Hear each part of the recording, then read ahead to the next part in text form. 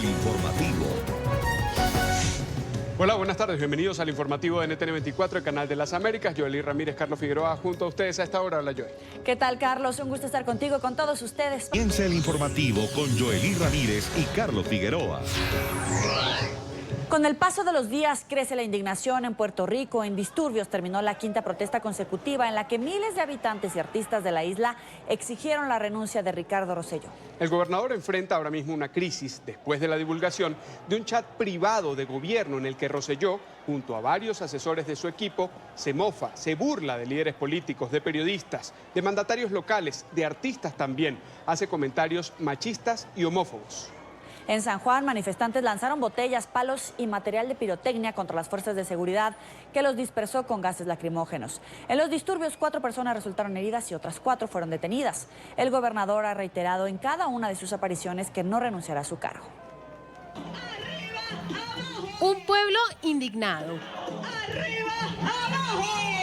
Cerca de 90.000 personas acudieron este miércoles al Viejo San Juan para exigir la renuncia del gobernador Ricardo Rosselló. Maltratados se sienten los puertorriqueños tras conocerse los chats privados en los que Rosselló, junto a varios asesores de su equipo, se mofa y burla de líderes políticos, periodistas y artistas con comentarios machistas y homófobos. Piden que el funcionario y su gabinete renuncie de manera inmediata. El quinto día de manifestaciones en la isla tuvo un ingrediente adicional. Varios artistas se unieron a los reclamos de la ciudadanía. Personalidades como Benicio del Toro, René Pérez, Bad Bunny y Ricky Martin viajaron a San Juan para unirse a la movilización. Su queja va más allá de las escandalosas conversaciones. Piden que dimita luego de que varios funcionarios públicos fueran arrestados por supuesta corrupción. La manifestación llegó a la Plaza del Capitolio horas después. Allí, el inconformismo se hizo sentir. Su objetivo es seguir movilizándose hasta lograr un cambio en el gobierno. Nosotros tenemos que defendernos.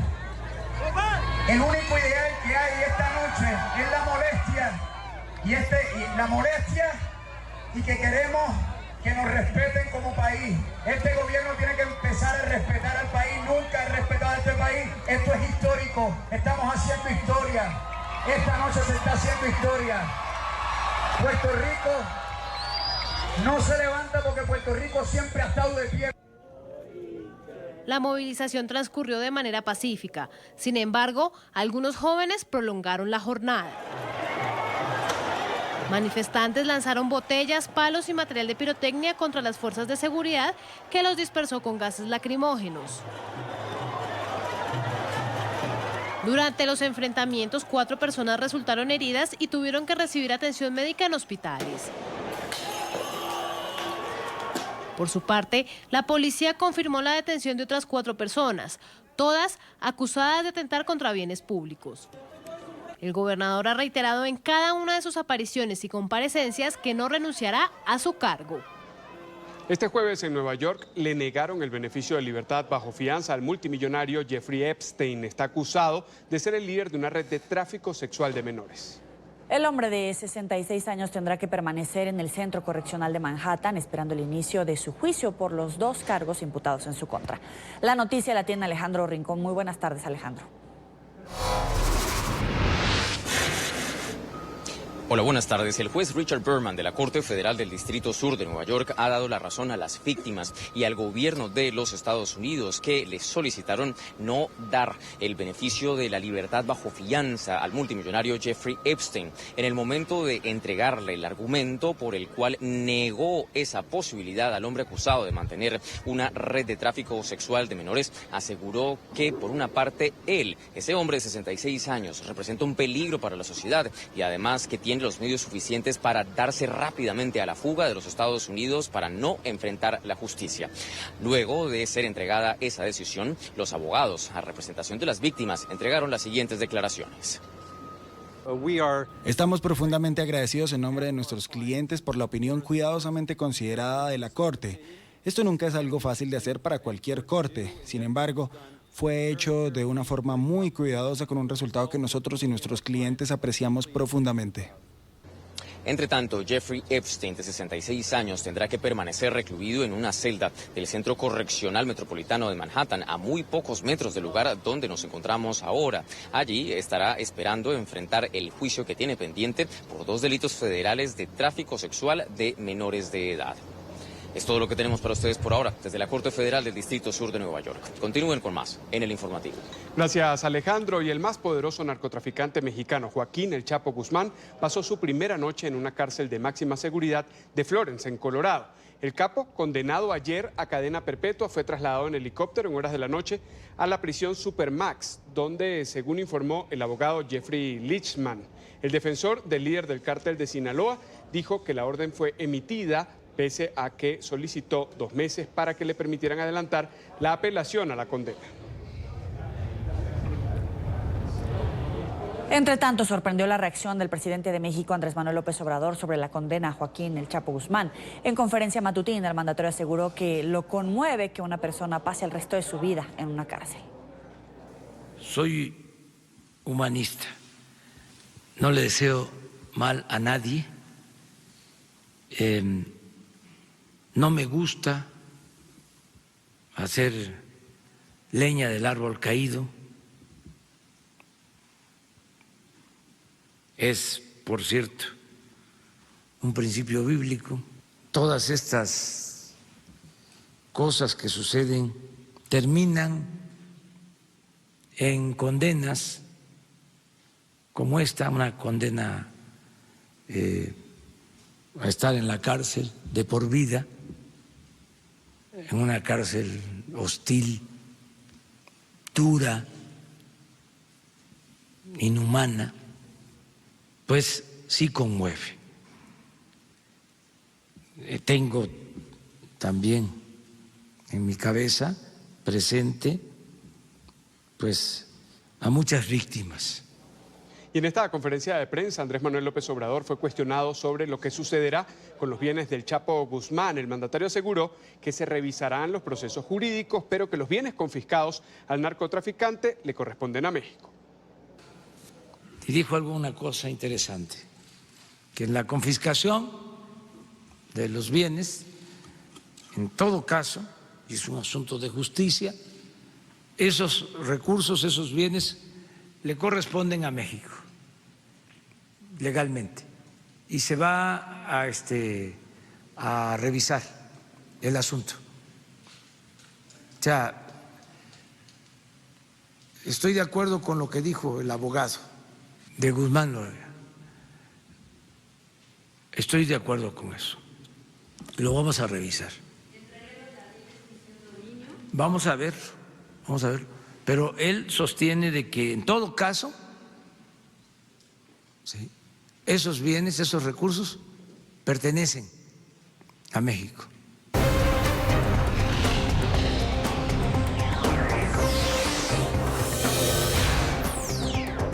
Hay alerta en Estados Unidos por la ola de calor que afectará al país en los próximos días, con temperaturas que podrían superar los 40 grados. Las autoridades aseguran que al menos 130 millones de personas van a sentir el impacto de la ola de calor extremo. Es una noticia en desarrollo y Paola Serna en Miami tiene la información. Paola, adelante.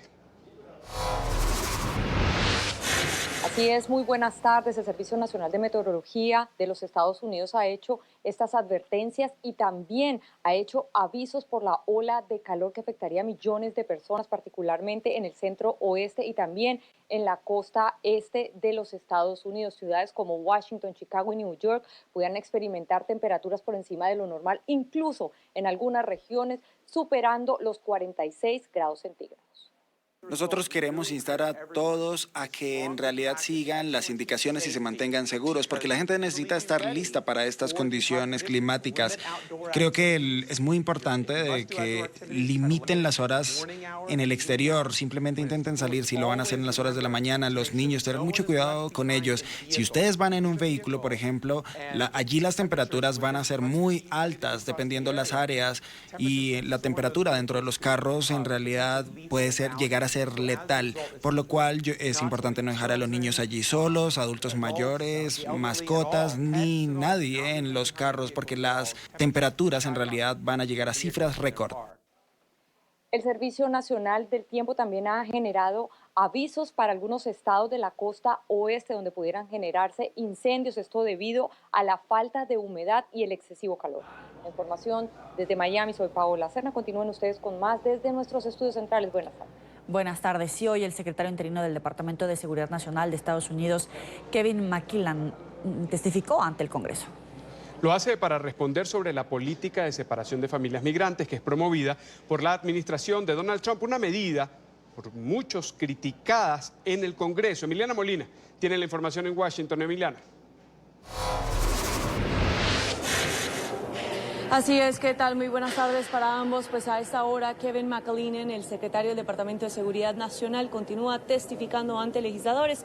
Asegura que desde el año pasado, del mes de octubre, las autoridades estadounidenses han arrestado a más de 800,000 migrantes que intentaron cruzar la frontera de Estados Unidos de forma irregular. Mientras que asegura también que la separación de familias duró tan solo 6 semanas y que culminó hace 13 meses. Pero los demócratas culpan a la administración de Donald Trump y a los republicanos por el caos que causaron estas políticas de cero tolerancia de la separación de familias y también por el hecho de que aún hay algunos niños que no han sido supuestamente reunificados con sus padres. Claramente, en un gran porcentaje nosotros estamos enfrentando y haciendo frente en general a todos los riesgos y toda la crisis que ocurre en la frontera. Esto incluye todo lo que ha ocurrido con los niños, especialmente en las últimas 6 semanas y también desde hace meses, porque es una situación que ha tenido lugar en esa parte del país en el último tiempo. Es por eso que yo personalmente insto al Congreso a que se puedan tomar medidas para solucionar la crisis. Y es que los legisladores aseguran que la administración de Donald Trump alcanzó a separar a miles de niños de sus padres hasta que la opinión pública y un fallo de una corte federal los obligó a frenar con estas políticas. Pero ahora lo que quieren entender, especialmente los demócratas, es qué tipo de medidas o bajo qué condiciones se decide separar a estos niños de sus padres. Claramente lo que nosotros estamos instando es a tomar medidas para que se pueda afrontar la seguridad y garantizar el bienestar de los menores, porque es una situación de emergencia. Es por eso que a través del Congreso se han afrontado en semanas recientes esta problemática que ha tenido que ver no solamente con los menores, sino en general con las condiciones de seguridad y las condiciones de todas las personas que están allí. Es importante, y quiero mencionarlo, que estamos abordando específicamente también la situación crítica y peligrosa que ocurre en Texas, más especialmente en Clint. Esta emergencia deseamos que sea solucionada y que podamos abordarla de la mejor forma para que en vez de perder tiempo de alguna forma, lo que podamos hacer sea trabajar a favor y para todos los menores, porque los niños son el centro de todo el debate que ha ocurrido con base a las alegaciones del último tiempo. Y mientras McKillen continuaba testificando ante los legisladores, aquí en la rotonda las autoridades del Capitolio arrestaron a 65 personas, todas católicas, que estaban protestando precisamente en contra de la detención de los niños menores de edad y la separación de familias en estos centros de detención. Esta es una reunión nacional de católicos por todos los Estados Unidos. Estamos aquí para protestar la inhumanidad que está pasando a los inmigrantes, los refugiados en la frontera. En particular, queremos llamar la atención a los niños y las niñas que han muerto en detención de los Estados Unidos por las condiciones horribles que existen ahí. Digamos que nuestra fe nos reclama a tomar acción, a protestar lo que está pasando y defender los derechos de los y las migrantes. McKillen también afirma en esta audiencia que menos de 1,000 niños han sido detenidos o separados de sus padres de alrededor de 450,000 unidades familiares que han intentado cruzar la frontera de forma irregular en lo que va de este año fiscal. Esta es toda la información que tenemos en directo desde el Congreso en Washington, D.C. Emiliana Molina, regreso con ustedes. Gracias, Emiliana. Y entre tanto, en México revelaron nuevas cifras sobre la migración de niños centroamericanos. Según el Instituto Nacional de Migración, en los primeros 6 meses de 2019, La cifra de menores de edad migrantes se incrementó en relación con el año pasado. La entidad señala que en este periodo ingresaron al país 8.525 menores de edad migrantes, lo que significa un aumento del 131,96%. En su mayoría, los indocumentados provienen de Honduras, Guatemala y El Salvador. Representantes del régimen de Nicolás Maduro y del gobierno interino de Juan Guaidó retoman hoy las negociaciones para encontrar una salida pacífica a la crisis política y humanitaria que padece Venezuela. Las partes regresan a Barbados para dialogar con Noruega como facilitador. En esta segunda ronda de conversaciones, la delegación de Guaidó buscará a toda costa la celebración de elecciones presidenciales con observadores internacionales y un nuevo colegio electoral, mientras el chavismo ha asegurado que solo dará el visto bueno a nuevas elecciones parlamentarias. La mesa de diálogo es parte del proceso abierto que comenzó en la ciudad de Oslo en mayo pasado.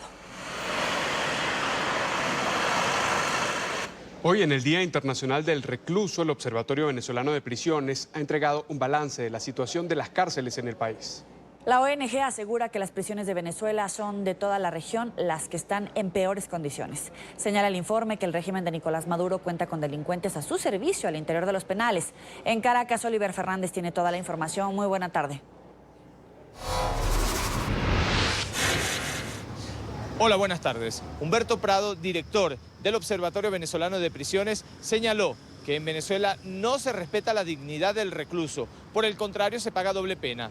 Una por el delito cometido y otra por los maltratos que recibe por parte del régimen. Además, destacó que las cárceles venezolanas están muy lejos de cumplir con los estándares internacionales. Veamos. Pudiéramos decir que por lo menos si nosotros tomamos en cuenta lo que son los relatores de Naciones Unidas y el propio de Contra la Tortura, ha dicho que Venezuela es el país más violento del mundo en materia carcelaria y que lamentablemente se sigue violando y vulnerando los derechos humanos de las personas que son privadas de libertad. Y cuando hablamos de esto no solamente tenemos que hablar de los presos, tenemos que hablar de los familiares de los presos, tenemos que hablar de los defensores de los presos. Hay 75% de retardo procesal, hacinamiento y algo muy grave. Según Humberto Prado, se le da la potestad de dirigir a estos centros carcelarios a los líderes o a los denominados pranes. Solo en 7 meses han muerto 93 personas en los calabozos. En calabozos policiales, en el primer semestre del año, han muerto 93 reclusos. Han muerto 93 reclusos por problemas de violencia, por problemas de tuberculosis, por problemas de SIDA, por problemas de hepatitis y incluso por suicidio. Y es que también se irrespetan los derechos de los presos de conciencia, desde que son detenidos hasta que son trasladados a cárceles comunes. Es el Ejecutivo quien condena. Los tribunales no toman decisiones. Caso de Juan Requesén, tuvimos la audiencia preliminar, culminó el 1 de julio y todavía no tenemos la decisión en la mano. El caso de Roberto Marrero, culminó la audiencia el 17 de junio, ya un mes y todavía no tenemos la decisión. Son penas anticipadas que se imponen en Venezuela y no hay un debido proceso y eso viola flagrantemente lo que es la condición de un preso, la dignidad de un preso. Por lo menos te pongo como ejemplo a la niña, la clarinetista, pues. ¿Cómo? O sea, tú sabes el impacto que llevó esa niña, por lo menos cuando la trasladaron al INOF. Una niña que lo que hacía era tocar un clarinete y de la noche a la mañana aparece en el DIGESIN y después aparece en la cárcel de mujeres. Y precisamente hoy, Día Internacional del Recluso, los estudiantes universitarios le enviaron un mensaje a la ministra de Asuntos Penitenciarios para el régimen de Nicolás Maduro, Iris Varela. Bueno, yo le informo que la señora Iris Varela es una vergüenza para este pueblo, es una vergüenza para el país, porque ¿cómo ella va a decir de que tiene una cárcel para el ciudadano común? Pues bueno, yo le informo a la señora Iris Varela que este país, cuando sea un país democrático, va a haber una cárcel para usted por todas las violaciones de los derechos humanos que ha hecho. Según el Observatorio Venezolano de Prisiones, Venezuela sigue siendo el país más violento del mundo en materia carcelaria. Son más de 48.000 reclusos distribuidos en 39 centros de reclusión. Es la información que manejamos desde Caracas. Continúen con más en nuestro Centro Internacional de Noticias.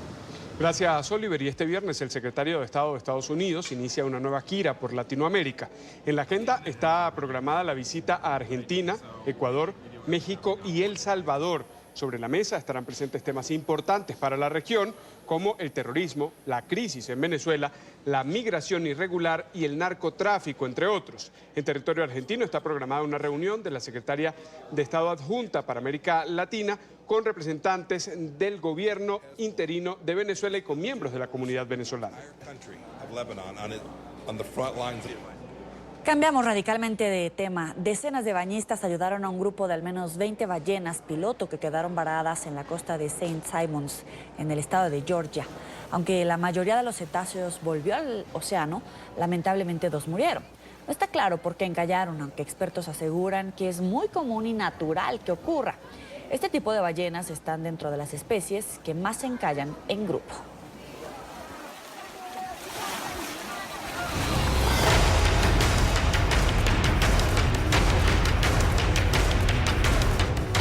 El astronauta de la misión Apolo 11, Buzz Aldrin, asistió a una cena de conmemoración al cumplirse esta semana 50 años de la llegada del hombre a la Luna. Aldrin, de 89 años y quien fue el segundo en pisar la superficie lunar, recibió un tributo por parte de los asistentes que se congregaron en el Centro Espacial y de Cohetes de los Estados Unidos, con sede en Alabama. Aldrin dijo sentirse feliz y agradecido de estar vivo para celebrar el aniversario número 50 del alunizaje. En el contexto de estas celebraciones, la NASA anunció que planea retomar las misiones a la Luna en el año 2024. El final de la Segunda Guerra Mundial marcó una enconada competencia entre la desaparecida Unión Soviética y Estados Unidos, conocida como la carrera espacial. Ambos países desarrollaban exploración planetaria y tecnología satelital con las que acreditaban poder y superioridad. Un frenesí que pareció terminar con la victoria de Estados Unidos al hacer caminar al primer hombre en la superficie de la Luna.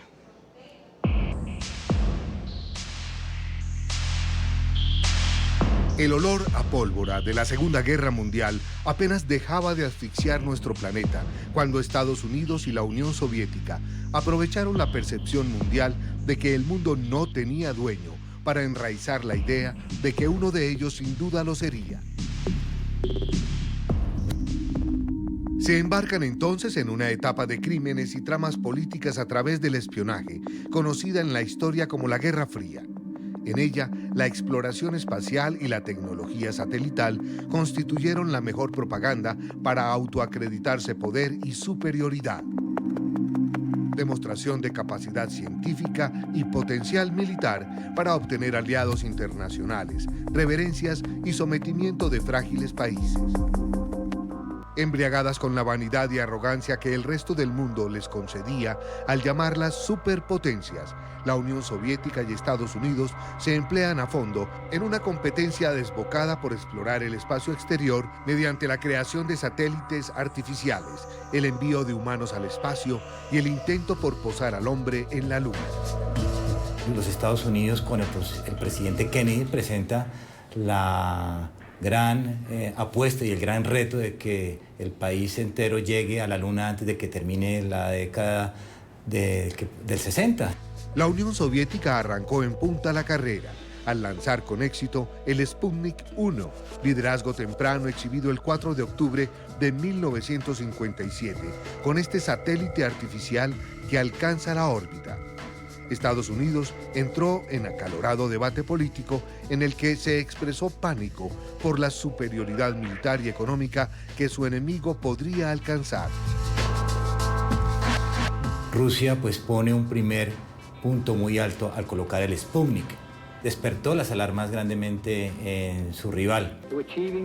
Segundos ante los ojos del mundo y de su propio pueblo, Estados Unidos escucha discursos del presidente Kennedy que los insta a apoyar el programa espacial y solo 4 meses después parece empatar a su rival con el satélite Explorer 1. Pero el primer animal en órbita, la perra laica, también lo puso la URSS. Estados Unidos lo siguió con 2 chimpancés.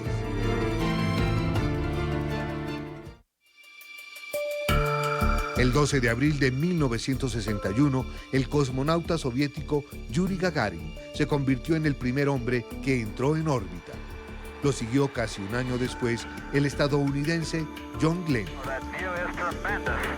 La soviética Valentina Tereskova fue la primera mujer en el espacio el 16 de junio de 1963. El primer vuelo en el espacio con 2 tripulantes, el primer paseo espacial y la primera sonda en llegar a la Luna fueron soviéticos. Los soviéticos consiguieron ganar en casi todos los hitos de la carrera espacial, pero no al programa Apolo. La muerte de Sergei Pavlovich Korolev, diseñador jefe de la Agencia Espacial Rusa, murió poco después de anunciar un alunizaje tripulado. Con este deceso, el programa espacial soviético pareció deshacerse y fue cuando el estadounidense Neil Armstrong se convierte en la primera persona en poner su pie sobre la superficie lunar el 20 de julio de 1969, tras haber alunizado el día anterior. 500 millones de personas en la Tierra presenciaron la victoria.